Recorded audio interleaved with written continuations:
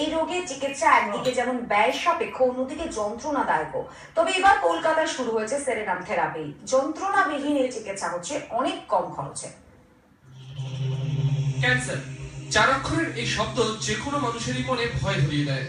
এবার ক্যান্সার আক্রান্তদের জন্য সুখবর। কলকাতায় শুরু হয়েছে সেরেনাম থেরাপি।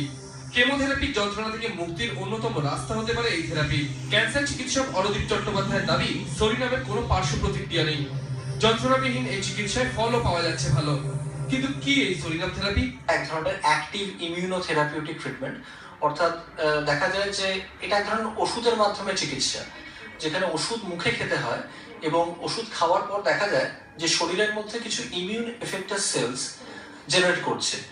এরা শরীরের ভেতরে ক্যান্সার সেলসগুলোকে আলাদা করে চিনে নিতে পারে এবং চিনে তাদেরকে আলাদা আলাদা করে ধ্বংস করে দিতে পারে।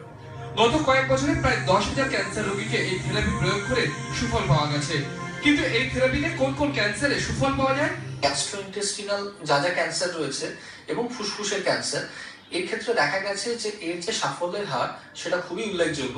পোল্যান্ডের বাসিন্দা 45 বছরের ওলজিমেরেজ ওদ্রাওলে ফুসফুসের ক্যান্সার ধরা পড়ে তার।